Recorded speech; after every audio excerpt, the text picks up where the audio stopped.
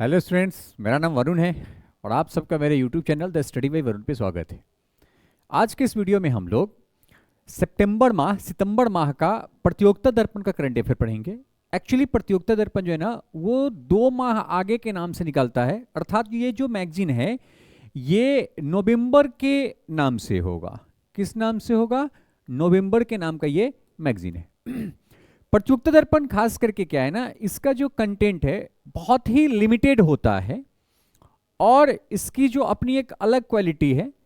इस मैगजीन को आप रिवीजन के लिए भी यूज कर सकते हैं और मैं रिवीजन के पर्पस से बहुत ही शॉर्ट फॉर्म में बहुत ही इंपॉर्टेंट करंट अफेयर को निकाल करके लाया हूं इस वीडियो में। इसलिए इस वीडियो को आप मंथली बेसिस पर रिवीजन के रूप में भी यूज कर सकते हैं, रिवीजन के रूप में भी इसको आप देख सकते हैं। और ये महत्वपूर्ण जो करंट अफेयर है उन सबको रखा गया है जिसमें एक करंट अफेयर में एक से अधिक करंट अफेयर को समाहित किया गया है। तो ये देखने में तो बहुत कम लगेगा, बट इसमें नंबर ऑफ करंट अफेयर बहुत ही ज्यादा बनेंगे। जैसे पहला इसमें करंट है कि एक देश एक चुनाव को लेकर गठित कोविद समिति की सिफारिश को केंद्रीय मंत्रिमंडल द्वारा मंजूरी दे दी गई।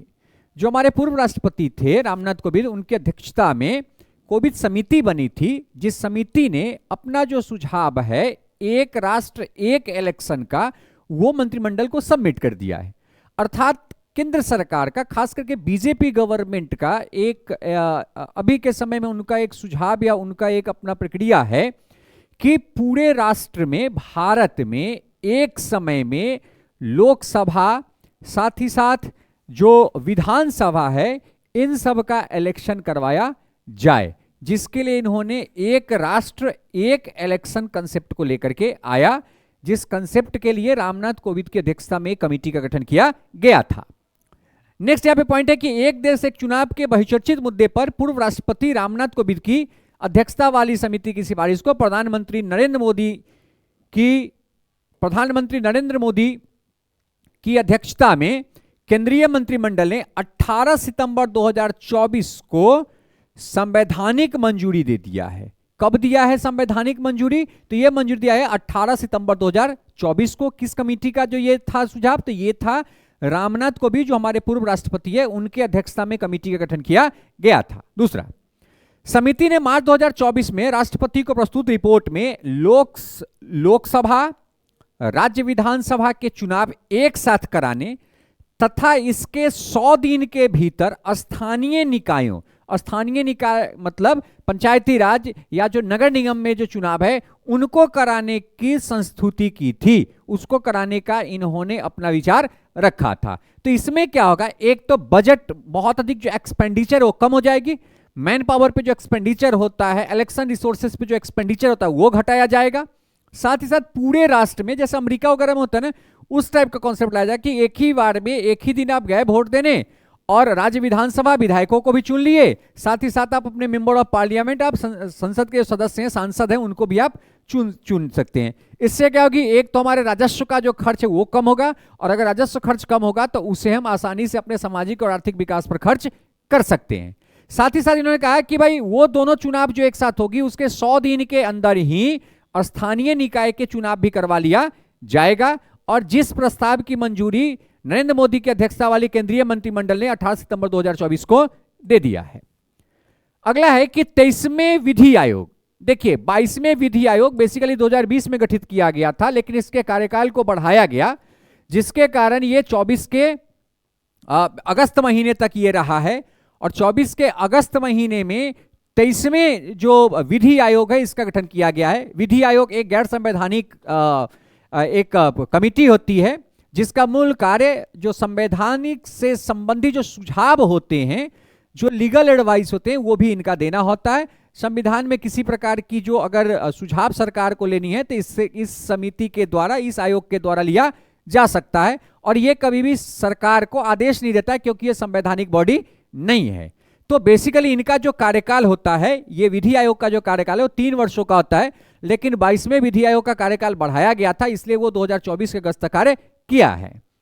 सामने लिखा हुआ है कि 31 अगस्त 2024 को 22वें विधि आयोग के बढ़े हुए कार्यकाल के समाप्त होने के पश्चात 23वें विधि आयोग का गठन राष्ट्रपति ने किया है। राष्ट्रपति के द्वारा इसका गठन भी किया जाता है। इसके लिए कानून एवं न्याय मंत्रालय की औपचारिक अधिसूचना 2 सितंबर 2024 को जारी कर दी गई। इसके अनुसार 23वें विधि आयोग का कार्यकाल 1 सितंबर 2024 से लेकर के 31 अगस्त 2027 तक 3 वर्षों का होगा। 3 वर्षों का इसका कार्यकाल ही होता है। नेक्स्ट, ये कैसा आयोग है? तो ये गैर संवैधानिक आयोग है, जिसमें एक पूर्णकालीन अध्यक्ष के साथ साथ 4 पूर्णकालीन सदस्य होते हैं। अर्थात इसमें जो पूर्णकालीन जो कुल सदस्यों की संख्या होती है वो 1 + 4 अर्थात 5 होता है। विधि मामले के विभाग के सचिव तथा विधायिक विभाग के सचिव इनके पदेन सदस्य होते हैं, इनके ये परमानेंट मेंबर होते हैं। इनके अतिरिक्त आयोग में अधिकतम 5 अंशकालीन सदस्य हो सकते हैं। तो टोटल कितना हो गया? 5 अधिकतम अंशकालीन हो गया, 5 इसके पूर्णकालीन हो गया, 10 हो गया। और विधि मामले के विभाग के एक सचिव और विधायक विभाग के एक सचिव, मतलब 2, टोटल 12 सदस्य इसमें अधिकतम हो सकते हैं। तो टोटल विधि आयोग में अधिकतम कितने सदस्य हो सकते हैं? 12। कम हो सकता है लेकिन इससे अधिक नहीं हो सकता, क्योंकि सामने लिखा हुआ है कि जो अंशकालीन सदस्य मतलब पार्ट टाइम सदस्य, शॉर्ट टर्म सदस्य हैं, उनकी अधिकतम संख्या 5 होगी, 5 से अधिक उनकी संख्या नहीं हो सकती है। तो अभी जो विधि आयोग का गठन किया गया वो कैमा है? 23वां विधि आयोग, जिसका कार्यकाल कब से कब तक है? तो उसका जो कार्यकाल है वो है 1 सितंबर 2024 से लेकर के 31 अगस्त 2027 तक। कितने वर्षों तक? 3 वर्षों तक। नेक्स्ट, दिल्ली में मुख्यमंत्री अरविंद केजरीवाल के इस्तीफा देने के बाद अतिशी मार्लेना नई मुख्यमंत्री बनी। देखिए, इनका नाम बहुत महत्वपूर्ण नहीं है, लेकिन एक चीज है जिसके लिए बहुत महत्वपूर्ण है कि ये जो अतिशी हैं, ये अभी तक दिल्ली नहीं भारत के सबसे कम उम्र की महिला मुख्यमंत्री बनी है। ऐसे दिल्ली की तीसरी मुख्यमंत्री हैं सुषमा स्वराज, शीला दीक्षित के बाद ये अतिशी बनी है, लेकिन ये भारत के सबसे कम उम्र, मात्र 43 वर्ष की आयु में ये मुख्यमंत्री बनी है और सबसे कम उम्र की मुख्यमंत्री, महिला मुख्यमंत्री बनने वाली ये पहली महिला है। सामने लिखा है कि अतिशी स्वतंत्र भारत में मुख्यमंत्री पद संभालने वाली 17वीं महिला है तथा दिल्ली की यह तीसरी महिला मुख्यमंत्री है। सुषमा स्वराज जो 98 में रही, शीला दीक्षित इनका तो लंबे समय तक का साम्राज्य रहा है, लगभग 15 वर्षों का साम्राज्य रहा है। और इसके बाद अरविंद केजरीवाल आए और तीसरी जो महिला आई है मुख्यमंत्री दिल्ली में वो कौन है? अतिशी। और पूरे भारत के, स्वतंत्र भारत के जो मुख्यमंत्री, महिला मुख्यमंत्रियों में इनका जो स्थान है वो 17वां है। साथ ही साथ ये दिल्ली के अलावा अन्य सभी राज्यों में भी देखा जाए तो सबसे कम उम्र की महिला मुख्यमंत्री है, मात्र इनका उम्र भी 43 साल है। नेक्स्ट, अंडमान निकोबार द्वीप समूह की जो राजधानी है पोर्ट ब्लेयर, इसका नाम बदल करके विजयपुरम कर दिया गया। गृह मंत्रालय ने इसकी घोषणा कर दी है। देखिए, अंडमान निकोबार जो बेसिकली क्षेत्र है, ये आप सबको पता होगा कि ये चोल साम्राज्य के सैनिक के रहने का जगह था। बाद में चल करके ब्रिटिशर्स के द्वारा इसे कब्जा किया गया और ब्रिटिशर्स ने 1788 में अंडमान में अपने सर्वेक्षक, अपने जो इनके सर्वेक्षण ऑफिसर थे, ऑडिट ऑफिसर थे, जिनका नाम था कैप्टन आर्कोबॉल्ट ब्लेयर, इसको भेजा था। इसीलिए आर्कोबॉल्ट ब्लेयर के नाम पर ही इसका नाम क्या किया गया था? इसका नाम पोर्ट ब्लेयर पड़ा था। अंडमान निकोबार की जगह का नाम क्या पड़ा था? पोर्ट ब्लेयर पड़ा था, जिस पोर्ट ब्लेयर का नाम बदल करके गृह मंत्रालय ने क्या नया नाम अनाउंस किया है? विजयपुरम नया नाम अनाउंस किया। अर्थात अब कह सकते हैं कि अंडमान निकोबार द्वीप समूह का जो राजधानी है वो राजधानी का नाम क्या हो गया? विजयपुरम हो गया। नेक्स्ट, अगला है कि ब्रिटेन की साउथ थैप्टन यूनिवर्सिटी ने भारत में गुरुग्राम में कैंपस खोलने की घोषणा की है। देखिए, जो न्यू एजुकेशन पॉलिसी आई है, जो नई शिक्षा नीति आई है, उसके तहत 29 अगस्त 2024 को ब्रिटेन की साउथ थैप्टन यूनिवर्सिटी ने यह घोषणा किया है कि वो भारत में गुरुग्राम में, हरियाणा के क्षेत्र में वो अपनी यूनिवर्सिटी ओपन करेगी। अर्थात यहां पर शिक्षा क्षेत्र में भी निवेश के लिए कार्य किया अब जाएगा। विदेशियों के द्वारा भारत के शिक्षा क्षेत्र में भी अब निवेश किया जाएगा, जिसमें पहला काम करने वाला कौन है? ब्रिटेन की साउथ थैप्टन यूनिवर्सिटी है, जो अपनी ब्रांच कहां पे ओपन करेगी? गुरुग्राम में ओपन करेगी। और यह भारत में राष्ट्रीय शिक्षा नीति के तहत स्थापित पहली विदेशी यूनिवर्सिटी होगी। इससे पहले कोई विदेशी यूनिवर्सिटी यहां पर स्थापित नहीं किया है। नेक्स्ट, अगला 4 देशों के समूह क्वाड के शिखर सम्मेलन। क्वाड में 4 देश है, अमेरिका, भारत, जापान, ऑस्ट्रेलिया, ये चारों देश है। खास करके ये चारों देश अपने एक क्वाड्रिलेटरल रिलेशन के तहत हर प्रकार के सहयोग, चाहे वो सैनिक सहयोग की, सुरक्षा की बात हो, आर्थिक की बात हो, बीमारी से रिलेटेड बात हो, मतलब हेल्थ डेवलपमेंट, सोशल डेवलपमेंट, सबके लिए ये अपना मीटिंग करते हैं। और क्वाड का ये 6ठा मीटिंग हुआ था। ये क्वाड का 6th मीटिंग था, अमेरिका में हुआ है।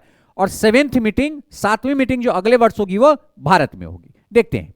4 देशों के समूह क्वाड के शिखर सम्मेलन में भाग लेने के लिए नरेंद्र मोदी अमेरिका की यात्रा पर गए। यह सम्मेलन अमेरिका के विलिंगटन में संपन्न हुआ, जिसमें प्रधानमंत्री मोदी के अतिरिक्त जापान के तत्कालीन प्रधानमंत्री फूमियो किशिदा, ऑस्ट्रेलिया के प्रधानमंत्री एंथोनी अल्बेनीज भी शामिल थे। अर्थात ये चारों देशों के वहां पे लोग प्रमुख शामिल थे। इस क्वाड में हिंद प्रशांत क्षेत्र के देशों के बीच कैंसर की जांच व रोकथाम के लिए कैंसर मून साइट कार्यक्रम की शुरुआत की। याद रखिएगा, कैंसर मून साइट कार्यक्रम की शुरुआत बेसिकली हिंद प्रशांत क्षेत्र के देशों में कैंसर को खत्म करने तथा कैंसर को जांच करने के लिए प्रारंभ किया गया। किस मीटिंग में? क्वाड के मीटिंग में, जो मीटिंग का आयोजन अमेरिका के कहां पे हुआ था? विलिंगटन शहर में हुआ है। क्वाड के इस क्षेत्र के देशों को उनकी समुद्री सुरक्षा के लिए बेहतर प्रशिक्षण देने के लिए खातिर उन्होंने एक अभियान शुरू किया, जिस अभियान का नाम है मैत्री।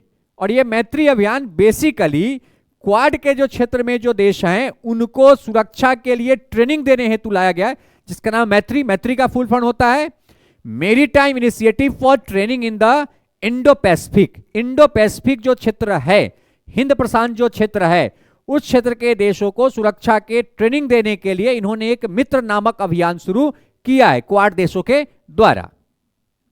मैंने बताया कि क्वाड का जो 7वां शिखर सम्मेलन है अगले वर्ष कहां होगी? भारत में होगी। और क्वाड सम्मेलन में भाग लेने के जब नरेंद्र मोदी गए तो उन्होंने अमेरिका में 2 नए वन्य जीव दूतावास, वन्य जीव दूतावास मतलब जहां से वन्य जीव को सुरक्षित संरक्षित किया जा सके, 2 वन्य जीव दूतावास स्थापित करने की घोषणा किया है।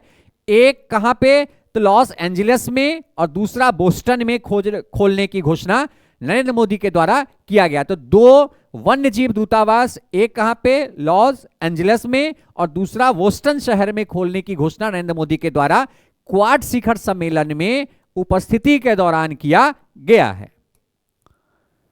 अगला है 64 वर्ष पुरानी सिंधु जल संधि की समीक्षा। देखिए 1960 में बेसिकली भारत पाकिस्तान के बीच जो सिंधु जल विवाद जो है उस पर विश्व बैंक के हस्तक्षेप से या विश्व बैंक के पहल से एक एग्रीमेंट किया गया, जिस एग्रीमेंट का 64 वर्ष के बाद पुनः उसका सर्वेक्षण किया गया है, पुनः उस पर चर्चा की गई है।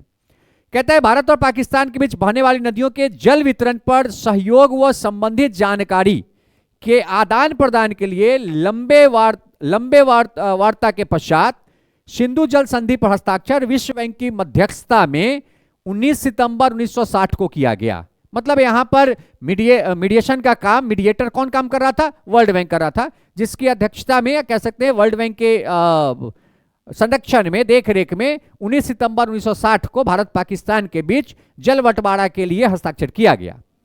इस संधि के तहत यह गठित अस्थायी सिंधु आयोग की बैठक प्रतिवर्ष होती है, जिसमें जल वितरण एवं उपयोग पर एक दूसरे की आपत्ति का समाधान करने का प्रयास किया जाता है, क्योंकि दोनों एक दूसरे पर आपत्ति करता है कि आप मेरा रोक लेते हैं, हम आपका रोक लेते हैं। तो ये समाधान के लिए प्रत्येक वर्ष इनकी मीटिंग की जाती है, और इस बार 64 वर्ष इसके पूरे हो चुके हैं। अगला कोलंबो सुरक्षा सम्मेलन के सचिवालय के लिए चार्टर एवं समझौता ज्ञापन पर हस्ताक्षर। देखिए 2020 में बेसिकली भारत, श्रीलंका और मालदीव के द्वारा कौन कौन देश हैं कोलंबो सुरक्षा सम्मेलन में? तो बेसिकली इसमें 3 देश हैं, भारत, श्रीलंका और मालदीव।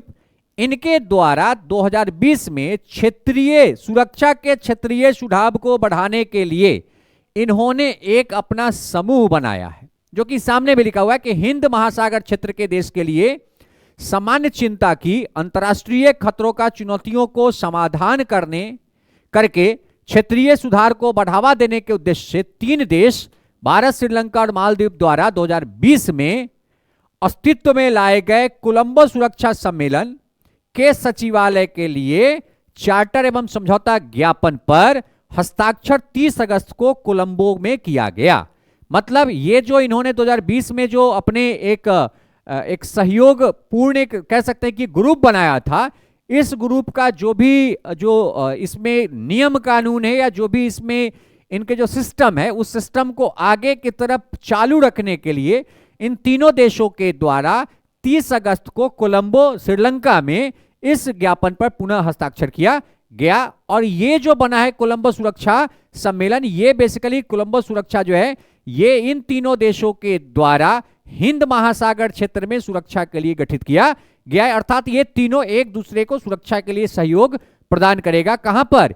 तो ये हिंद महासागर के क्षेत्र में। नेक्स्ट, यागी तूफान। देखिए यागी तूफान बेसिकली ये जो है ये म्यांमार, लाओस, वियतनाम के क्षेत्र को प्रभावित किया है। महत्वपूर्ण तो है, लेकिन सबसे महत्वपूर्ण है कि इसमें भारत सरकार के द्वारा एक ऑपरेशन शुरू किया गया जिसका नाम था ऑपरेशन सद्भाव। क्या नाम था? ऑपरेशन सद्भाव। जिसके द्वारा, जिस ऑपरेशन के द्वारा यागी तूफान से प्रभावित म्यांमार, लाओस और वियतनाम के क्षेत्र में राहत सामग्री भारत के द्वारा भेजा गया। तो ऑपरेशन का नाम क्या है? इस ऑपरेशन का नाम है सद्भाव, जिसके तहत यागी तूफान से प्रभावित म्यांमार, लाओस और वियतनाम को राहत सामग्री भारत के द्वारा भेजा गया। साथ ही साथ खाद्य संकट से जूझ रहे अफ्रीकी देशों में मलावी, जाम्बिया और जिम्बाब्वे को भी मानवीय आधार पर राहत सामग्री भेजा गया। किसके द्वारा? भारत के द्वारा। जिसमें मलावी को 1000 टन चावल दिया गया है, पहला खेप गया है, आगे भी जाएगा हो सकता है तो। जाम्बिया को 1300 टन मक्का दिया गया है, पहला खेप दिया गया है। और जिम्बाब्वे को 1000 टन चावल की आपूर्ति की गई है शुरुआती दौर में। आगे भी अगर खाद्य संकट बनी रहती है तो भारत के द्वारा इन अफ्रीकी देशों को फूड सुरक्षा के लिए भोजन प्रदान किया, भोजन प्रदान के लिए अन्न दिया जाएगा।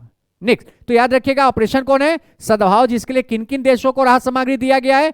म्यांमार, लाओस और वियतनाम को।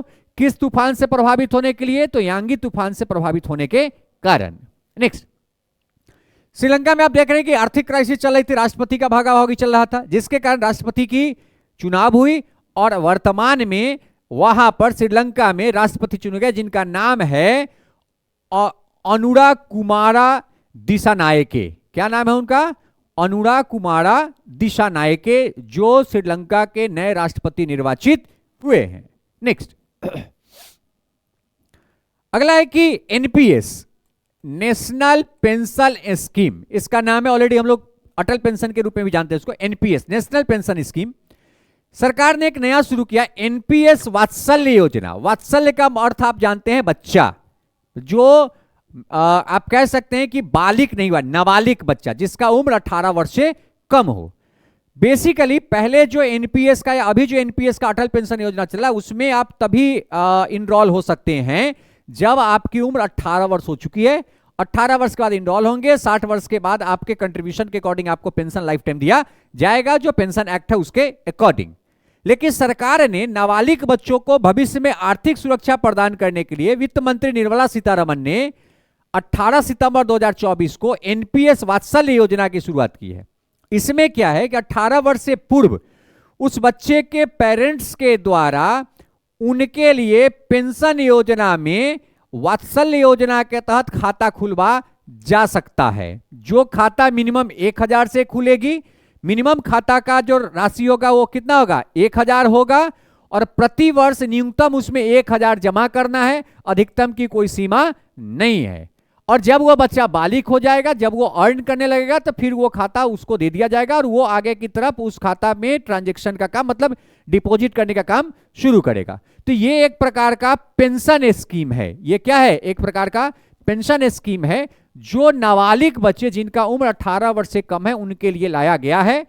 अभी इससे पहले जो पेंशन स्कीम था वो बालिग लोगों के लिए था, वो नाबालिग के लिए नहीं था। तो ये वात्सल्य योजना की शुरुआत कब की गई है? इसकी शुरुआत 18 सितंबर को किया गया है, जिसमें न्यूनतम प्रति वर्ष कितना डालना है? 1000, अधिकतम की कोई सीमा नहीं है। और ये बेसिकली डाकघर, बैंक, इन सब में खोला जा सकता है। और शुरुआती दौर में इस खाता को खोलने के लिए कितना पैसा चाहिए? 1000 रुपए का मिनिमम राशि प्रारंभिक दौर में देना पड़ेगा। नेक्स्ट, आयुष्मान भारत प्रधानमंत्री जन आरोग्य योजना। देखिए, जन आरोग्य योजना बेसिकली उनके लिए है जिनका उम्र 70 वर्ष या उससे ऊपर हो गया है। कितना? 70 वर्ष या उससे ऊपर हो गया है। वैसे लोगों को आयुष्मान भारत प्रधानमंत्री जन आरोग्य योजना में शामिल किया गया है, जिसके तहत उन्हें 5 लाख की उनको स्वास्थ्य बीमा दिया जाएगा। एक परिवार को, एक परिवार में जितने बुजुर्ग होंगे 70 वर्ष से, उनको इसमें शामिल किया जाएगा। कम वाले जो उम्र है उनको इसमें शामिल किया नहीं जाएगा। तो सरकार के द्वारा आयुष्मान भारत प्रधानमंत्री जन आरोग्य योजना का विस्तार केंद्रीय मंत्रिमंडल द्वारा किया गया, जिसके तहत 70 वर्ष से अधिक उम्र के सभी वरिष्ठ नागरिकों को इस योजना का लाभ प्रदान होगा, जिसमें लगभग 5 से 6 करोड़ जो बुजुर्ग लोग हैं उसको इसमें शामिल करने का लक्ष्य लिया गया है, जिसके तहत उन्हें 5 लाख रुपए तक की स्वास्थ्य बीमा दिया जाएगा।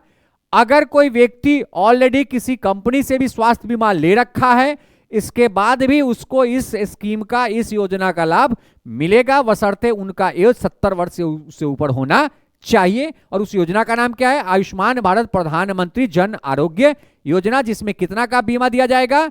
तो बेसिकली स्वास्थ्य बीमा इनको 5 लाख का दिया जाएगा।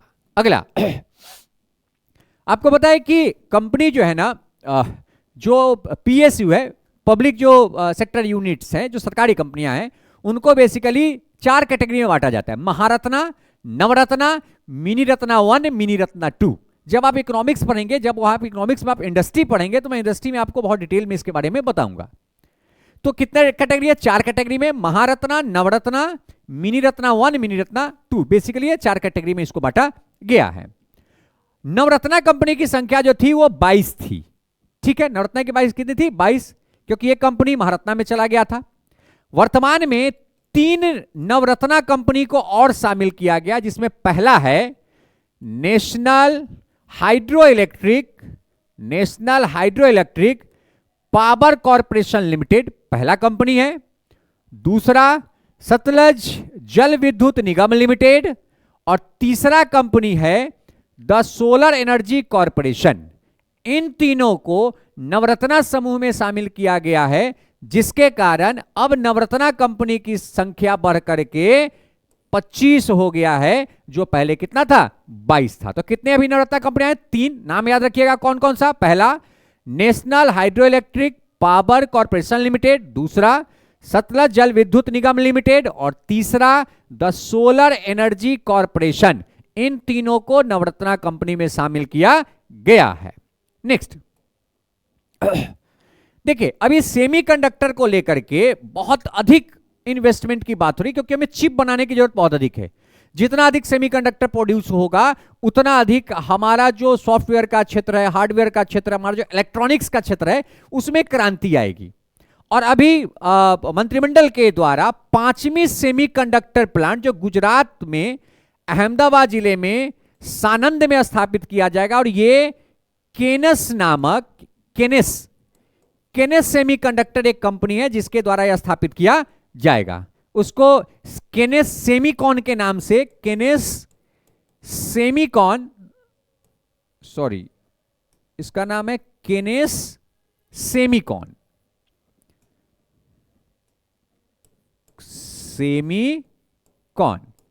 इसका नाम क्या है? केनेस सेमीकॉन के द्वारा लगभग 3307 करोड़ के निवेश से इस सेमीकंडक्टर 5वीं सेमीकंडक्टर कंपनी की स्थापना अहमदाबाद जिले के सानंद में किया जाएगा।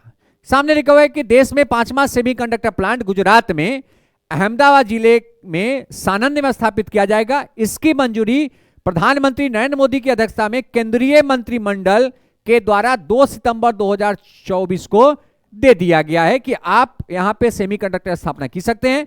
जो सेमीकंडक्टर कंपनी की स्थापना केनेस नामक जो सेमीकॉन कंपनी है, केनेस सेमीकॉन, इसके द्वारा किया जाएगा, जो लगभग 3307 करोड़ के लागत से निवेश की जाएगी, जो बहुत बड़ी अमाउंट में प्रतिदिन चिप निर्माण का कार्य करेगा। नेक्स्ट कहता है कि देश के सबसे बड़े विशाल एवं गहरे पानी वाले वधावन बंदरगाह का शिलान्यास किया गया है। देखिए, अभी शिलान्यास हुआ है, इसका लक्ष्य है कि 2029 तक ये जो वधावन बंदरगाह है, इसका पहला फेज का काम शुरू हो जाएगा, और लगभग 39 तक 10 वर्ष के बाद इसके दूसरे फेज का काम शुरू हो जाएगा। और अगर ये वधावन बंदरगाह शुरू हो जाता है तो ये विश्व के 10 सर्वश्रेष्ठ बंदरगाहों में काउंट होना शुरू हो जाएगा। यहां पे लिखा हुआ है कि देश के सबसे विशाल एवं गहरे पानी वाले बंदरगाह का शिलान्यास महाराष्ट्र के पालघर जिले में, कहां पे है? महाराष्ट्र के पालघर जिले में नरेंद्र मोदी के द्वारा 30 अगस्त 2024 को किया गया। जो कौन सा बंदरगाह है? बधावन बंदरगाह है। नेक्स्ट, यह देश का 13वां प्रमुख बंदरगाह होगा जो नए प्रस्तावित भारत मध्य पूर्व यूरोप आर्थिक गलियारा और अंतरराष्ट्रीय उत्तर दक्षिण परिवहन गलियारा का भी अंग होगा। क्योंकि ये बेसिकली कहां पे है? ये बेसिकली महाराष्ट्र के क्षेत्र में है, तो ये ऑलरेडी उत्तर दक्षिण जो परिवहन गलियारा है उसका भी एक बहुत बड़ा भाग होगा।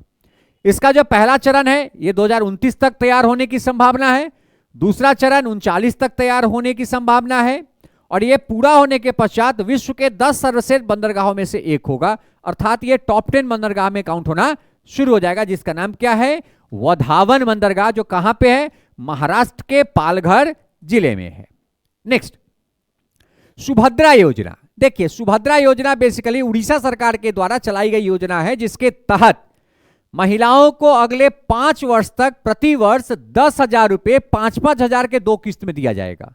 5-5 हजार के 2 किस्त में अगले कितने वर्ष तक? 5 वर्ष तक उड़ीसा सरकार के द्वारा महिलाओं को दिया जाएगा। वैसी महिला जिनके परिवार की वार्षिक आय, जिनकी पारिवारिक वार्षिक आय 2.5 लाख रुपए से कम हो, वैसी महिला जिनका एनुअल इनकम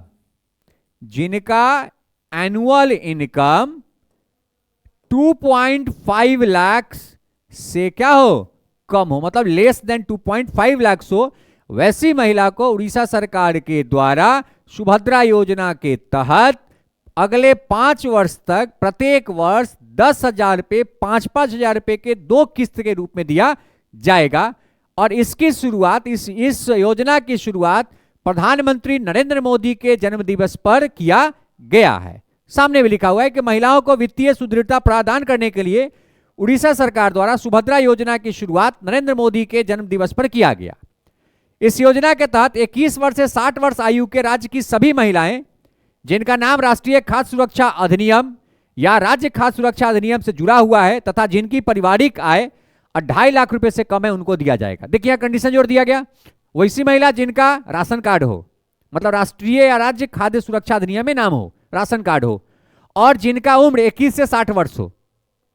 साथ ही साथ वो ऐसी महिला जिनके घर का एनुअल इनकम 2.5 लाख से कम हो, उन्हीं को दिया जाएगा। अगर कोई महिला 2.5 लाख से अधिक इनकम अर्न कर दिया तो उनको दिया नहीं जाएगा। और ये योजना 5 वर्षों तक के लिए बनाया गया है, जिसमें प्रत्येक महिला को प्रत्येक वर्ष 10,000 रुपए दी जाएगी, और ये 10,000 रुपए 2 बार में दिया जाएगा, 5-5 हजार के किस्त के रूप में दिया जाएगा। और इस योजना का क्या नाम है? सुभद्रा योजना, जो किस सरकार के द्वारा लाई गई है? उड़ीसा सरकार के द्वारा लाया गया है।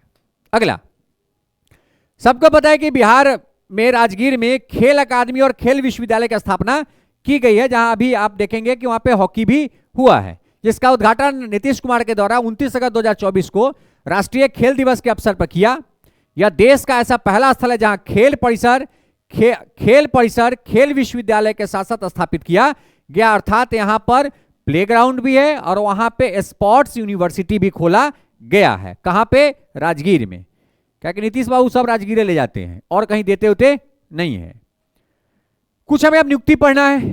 पहला नियुक्ति है नारकोटिक कंट्रोल ब्यूरो के महानिदेशक की। तो नारकोटिक्स कंट्रोल ब्यूरो के महानिदेशक अभी नियुक्त किए गए हैं वरिष्ठ आईपीएस अधिकारी अनुराग गर्ग को। अनुराग गर्ग को क्या नियुक्त किया गया है? नारकोटिक्स कंट्रोल ब्यूरो के महानिदेशक के रूप में नियुक्त किया गया है, पहला। दूसरा, रेलवे बोर्ड के नए अध्यक्ष सह मुख्य कार्यकारी अधिकारी वो नियुक्त कौन किए गए? सतीश कुमार, जिन्होंने श्रीमती जया वर्मा का स्थान ग्रहण किया, अर्थात ये श्रीमती जया वर्मा को रिप्लेस करके आए हैं। तीसरा, वायुसेना के नए अध्यक्ष नियुक्त किए गए हैं एयर मार्शल अमरप्रीत सिंह, जो चीफ मार्शल विवेक राय चौधरी के स्थान पर आए हैं। तो 3 महत्वपूर्ण सितंबर में नियुक्ति हुआ है। पहला नियुक्ति नारकोटिक्स कंट्रोल ब्यूरो, जो बेसिकली ड्रग वगैरह के कंट्रोल का काम करती है, ठीक है, अवैध जो स्मगलिंग होता है उसको कंट्रोल करने का काम करती है, जिसके महानिदेशक नियुक्त कौन हुए? अनुराग गर्ग, जो वरिष्ठ आईपीएस हैं।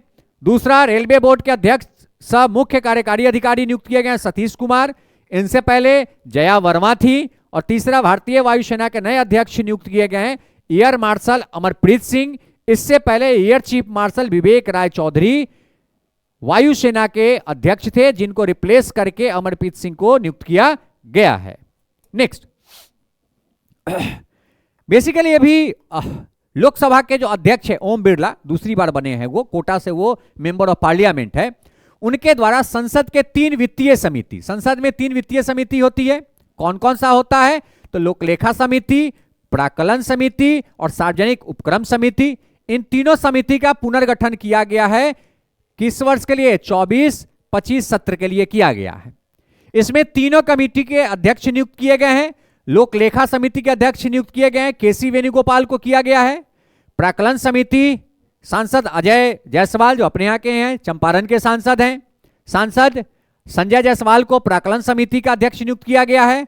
और वही सार्वजनिक उपक्रम के लिए संसदीय समिति का अध्यक्ष नियुक्त किया गया है, सांसद ब्रिजेंद्र पंडा को किया गया है। तो याद रखिएगा, लोकलेखा समिति के अध्यक्ष अभी कौन है? केसी वेणुगोपाल, चेयरमैन है लोकलेखा समिति के। प्राक्कलन समिति के अध्यक्ष कौन है? संजय जायसवाल। और सार्वजनिक उपक्रम समिति के अध्यक्ष कौन है? ब्रिजेंद्र पंडा। तो ये तीनों का तीनों जो संसद के 3 वित्त समिति है, इनके ये अध्यक्ष हैं। ये बहुत ही महत्वपूर्ण है, इसको जरूर याद रखिएगा।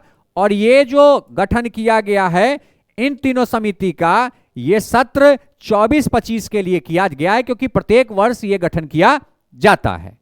नेक्स्ट, कुछ आपसे सैनिक अभ्यास भी पूछा था, जिनका अभ्यास के नाम पे था। इसमें तीनों होते हैं, थल सेना, जल सेना, वायुसेना, तीनों को पूछा जाता है। हम 3-4 जो देश हैं उसी से पूछा था, इसलिए उसको हम पढ़ते हैं। पहला है भारत ओमान। पहला इसमें कौन है? भारत ओमान। भारत ओमान का जो वायुसेना का 7वां द्विपक्षीय अभ्यास हुआ है, जिसका नाम है ईस्टर्न ब्रिज 7। क्या नाम है? Eastern bridge 7 Oman. ठीक है। और ये जो है ना, ये मसीरा एयरवेज पर संपन्न हुआ, ये ओमान के मसीरा एयरवेज पर संपन्न हुआ है। तो भारत ओमान का जो सैन्य अभ्यास है, इसका नाम क्या है? इसका नाम है ईस्टर्न ब्रिज 7। ये रोमन अंक में 7 लिखा, ईस्टर्न ब्रिज 7। ये नाम से जो वायुसेना का अभ्यास होता है वो किसके बीच होता है? तो ये बेसिकली भारत और ओमान के बीच होता है, जो इस बार कहां हुआ है? ओमान के मसीरा एयरवेज पर संपन्न हुआ है। दूसरा, भारत की 3 सेना के द्वारा ओमान की सेना के साथ अलग अलग संयुक्त अभ्यास हुआ है। अलग अलग, एक साथ नहीं, अलग अलग हुआ है, जिसमें एक ईस्टर्न ब्रिज ऑलरेडी आप पढ़ लिए हैं, जो किसके साथ हुआ है? वायुसेना के साथ हुआ है। दूसरा, नौसेना के साथ हुआ है, जिसका नाम है नसीम अल बाहर। क्या नाम है? नसीम अल बाहर, जो नौसैनिक अभ्यास हुआ है, ज्वाइंट नौसैनिक अभ्यास हुआ है भारत और ओमान के बीच। और थल सेना के लिए जो अभ्यास है उसका नाम है अल नगाह। अल नगाह के नाम से जो है ना, वो थल सेना का है। तो ये जो है, ये किसका हुआ? ये वायुसेना का हुआ। ये किसका हुआ? ये नौसेना का हुआ, नौसेना का हुआ। और ये किसका है? तो ये थल सेना का हुआ, ये थल सेना का हो। तो याद रखिएगा, भारत ओमान का जो वायुसेना संयुक्त अभ्यास होता है उसका नाम क्या है? Eastern bridge. नौसेना का नाम क्या है? नसीम अल बाहर। और थल सेना का नाम क्या है? अल नगाह। अगला है भारत फ्रांस। किसके बीच? भारत और फ्रांस के बीच नौसैनिक अभ्यास हुआ, जिसका नाम है वरुण। जिसका नाम क्या है? वरुण। अच्छा, मेरे ही नाम पे है ये, वरुण। और ये बेसिकली 2 से 4 सितंबर के बीच भूमध्य सागर में संपन्न हुआ है। किसके किसके बीच? तो भारत और फ्रांस के बीच जो नौसैनिक अभ्यास हुआ, उस नौसैनिक अभ्यास का नाम क्या है? वरुण, जो बेसिकली इस वर्ष 2 से 4 सितंबर तक भूमध्य सागर में संपन्न हुआ है। अगला, भारत तथा अमेरिका के बीच संयुक्त सैन्य अभ्यास, जिसका नाम है युद्ध अभ्यास। इस सैन्य अभ्यास का क्या नाम है? युद्ध अभ्यास, जो बेसिकली राजस्थान के बीकानेर में महाराज फील्ड राइफल रेंज में, इसका नाम है महाराज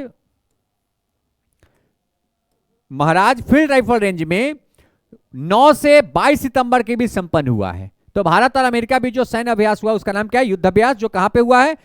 वो राजस्थान के बीकानेर में महाराज फील्ड फायरिंग जो रेंज है वहां पे ये संपन्न किया गया है। अगला, 2 और इसमें कुछ पढ़ना है। एक अगला है विज्ञान रत्न पुरस्कार।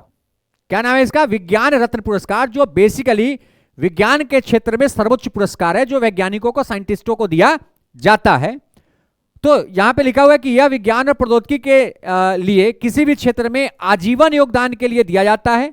और 2024 का जो विज्ञान रत्न पुरस्कार है यह भारतीय विज्ञान संस्थान बेंगलुरु के मानद प्रोफेसर गोविंद राजन पद्मनाभन को दिया गया है। किसको दिया गया है विज्ञान रत्न पुरस्कार?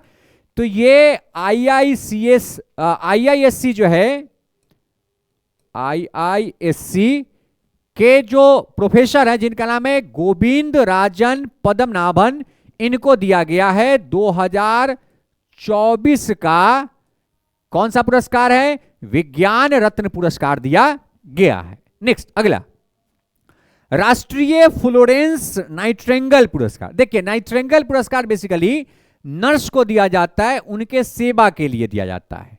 और इस बार राष्ट्रीय फ्लोरेंस नाइटिंगेल पुरस्कार 2024 में 15 चुनिंदा जो नर्स पेशेवर लोग हैं उनके सेवाओं को सराहित करने के लिए, प्रमोट करने के लिए, उनको प्रोत्साहित करने के लिए दिया गया, जिसमें 15 लोगों को दिया गया, जिसमें एक मिलिट्री नर्सिंग सर्विस की मेजर जनरल इग्नाइजेज डिलीवर फ्लोरी को दिया गया है। क्या इनका नाम है?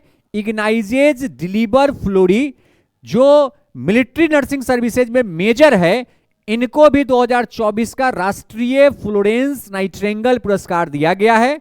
इनके अलावा 14 अन्य भी जो नर्सेस है जिनकी सेवा बहुत उन्नत है, उनको चुना गया, उनके सराहा गया उनके सेवाओं को, उनको 2024 का राष्ट्रीय फ्लोरेंस नाइटिंगेल पुरस्कार दिया जाएगा। नेक्स्ट, रमन मैग्सेसे पुरस्कार, इसके बारे में सब लोग जानते हैं। यह बेसिकली दृढ़ कार्य, गलत कोई कर रहा है उसके विरोध में बोलने के लिए, पत्रकारिता वगैरह के लिए, संपादक वगैरह को यह दिया जाता है। और इसे एशिया के नोबेल पुरस्कार के नाम से भी जाना जाता है, जो रवीश कुमार को भी मिला है पत्रकारिता के क्षेत्र में। इस बार 4 लोगों को रमन मैग्सेसे पुरस्कार दिया गया है। पहला, भूटान के कर्मा फुत्सो को दिया गया है। वियतनाम के डॉक्टर गुएन थी नागो को दिया गया है। जापान के एनिमेटर एवं फिल्म निर्देशक मियाजाकी हयाओ को दिया गया है। और इंडोनेशिया के पर्यावरणवादी और सामाजिक न्यायकर्मी फरवीजा फरहान को दिया गया है। तो कितने लोगों को इस बार रमन मैग्सेसे दिया गया? 4 लोगों को। भूटान के कर्मा फुत्सो को दिया गया है। वियतनाम के डॉक्टर गुएन थी नागोक को दिया गया है। जापान के एक फिल्म निर्देशक है मियाजाकी हयाओ, इनको दिया गया है। और इंडोनेशिया के एक पर्यावरण और समाज न्यायकर्मी है जिनका नाम है फरवीजा फरहान को दिया गया है। तो 4 लोग को इस बार रमन मैग्सेसे दिया गया है। एक ये पत्रिका है, अमेरिका की फाइनेंस पत्रिका है, ये हर बार फाइनेंस रिलेटेड लोगों को ये रैंकिंग देती है। और ये लगातार दूसरी बार आरबीआई के जो वर्तमान गवर्नर शक्तिकांत दास, इनको दूसरे वर्ष अमेरिकी फाइनेंस पत्रिका के द्वारा शीर्ष रैंक प्रदान किया गया है, मैंने फाइनेंस के क्षेत्र में, कि भाई इन्होंने बहुत बढ़िया तरीके से आरबीआई के गवर्नरशिप को कंट्रोल किया है, इन्फ्लेशन, इकोनॉमिक ग्रोथ को कंट्रोल किया, इसलिए इन्होंने शीर्ष स्थान पर दिया। और उस मैगजीन का नाम क्या है? अमेरिकी फाइनेंस पत्रिका, जिसके द्वारा शक्तिकांत दास को इस बार लगातार दूसरे वर्ष शीर्ष रैंकिंग प्रदान किया है।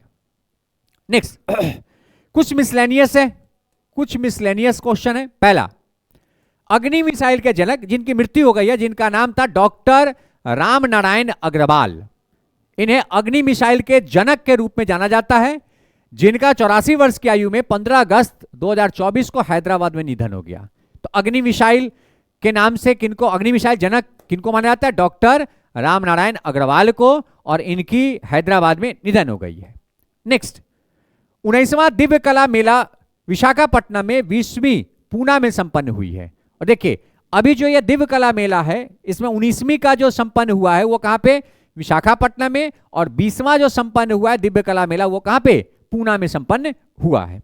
2 यहां पे न्यूज है जो स्पोर्ट्स से है, जो बड़ा महत्वपूर्ण है, इसको थोड़ा याद रखिएगा। ये खेल से 2 न्यूज लिया गया है जो बहुत ही महत्वपूर्ण है। पहला, US open tennis. US open क्या है? टेनिस का खेल है। यूएस ओपन टेनिस 2024 के विजेता पुरुषों में यानिक सिनर, कौन है पुरुषों में? यानिक सिनर, तथा बेलारूस की आर्याना सवालेंका महिला एकल के विजेता रही हैं। तो यूएस ओपन में जीतने वाले कौन है? तो यूएस ओपन में पुरुष में कौन जीते हैं? Jannik Sinner. और वही महिला में कौन है? सवालेंका जो है महिला में टेनिस विजेता रही है। दूसरा, बुडापेस्ट में संपन्न हुए 45वें शतरंज ओलंपियाड में बुडापेस्ट में 45वें शतरंज ओलंपियाड में भारत को महिला तथा पुरुष दोनों श्रेणी में स्वर्ण पदक प्राप्त हुआ है। तो अभी शतरंज में जो बुडापेस्ट में संपन्न हुआ 45वां शतरंज ओलंपियाड, उसमें भारत को महिला तथा पुरुष दोनों श्रेणी में क्या प्राप्त हुआ है? स्वर्ण पदक प्राप्त हुआ है। तो यह सितंबर माह का पीडी के नाम से नवंबर माह का यह करंट अफेयर का एक पूरा समरी था। इस पे एक मैं 20-25 क्वेश्चन का एक और सीरीज लेकर के आऊंगा, जिसमें इसके अलावा भी कुछ नया क्वेश्चन होंगे जो इसी माह के होंगे, प्रतियोगिता दर्पण के क्वेश्चन होंगे, जिसमें इन सब क्वेश्चन को भी शामिल किया जाएगा। Thank you.